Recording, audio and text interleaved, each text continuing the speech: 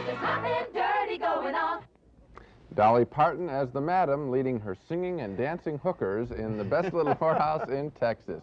One of 4 new films we'll be reviewing this week on Sneak Previews. Across the aisle from me, Roger Ebert, film critic of the Chicago Sun-Times. And this is Gene Siskel, film critic of the Chicago Tribune.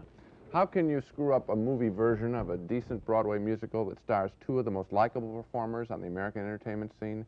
That is the question posed by our next picture, The Best Little Whorehouse in Texas, the story of a pesky TV reporter's battle to dismantle the Chicken Ranch, a legendary Texas brothel that Dolly Parton operates as the Madam and Burt Reynolds defends as the local sheriff. Parton's defense of her place of business comes in the form of a song. Well, howdy, boys. It's good to see you. Nice to meet you. Come on over here. I'd like you to meet my girls. It's just a little bitty pissant country place. Nothing much to see. No drinking allowed. We get a nice quiet crowd. Plain as it can be.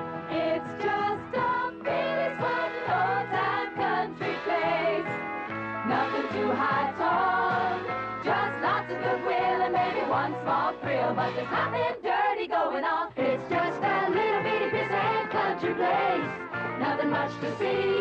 No drinking allowed. We get a nice quiet crowd. Plain as it can be. It's just a really fun old-time country place.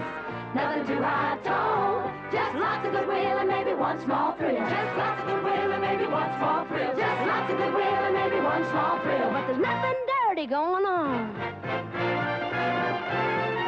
Nothing dirty going on.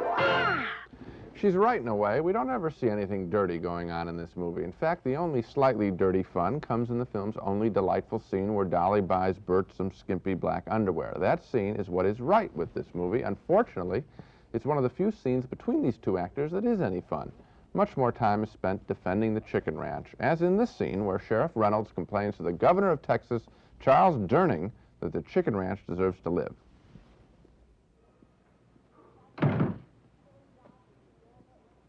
Governor, I have Sheriff Dodd from Gilbert waiting outside to see you. He's been here since early this morning and is very insistent. Swearing Sheriff Dodd, the one on TV? No. Hi, Sheriff. Just talking about you. How are you? Governor, I know I'm way out of line coming up here like this, but before you close down the Chicken Ranch, I wanted you to know all the facts.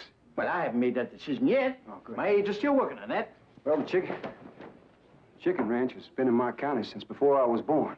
Its doors have been open to soldiers and presidents and farmers, even governors who can remember what a great institution it is. I've known Miss Mona for 12 years. You're never going to meet a finer woman. She never refuses a charity. The whole town likes her.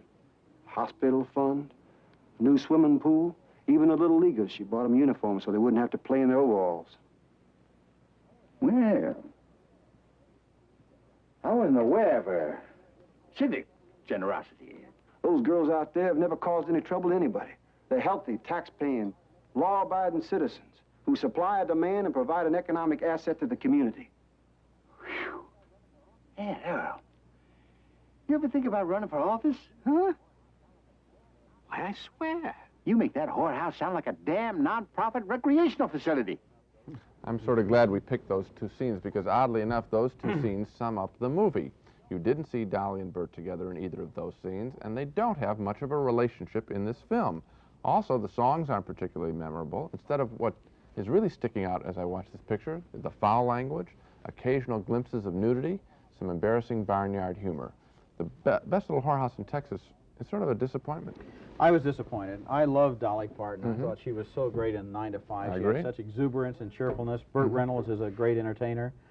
Where were they when this movie was made? Their minds seemed to be 1,000 miles away. And as far as the filmmaking is concerned, the choreography we saw there was more like crowd control, get everybody to go up and down the steps at the same time. I can't remember a single one of the songs. We just heard one, and I still can't remember it. Yeah.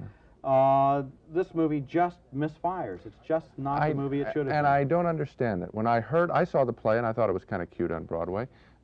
Then you hear this casting, and 2 of the most likable people you can imagine.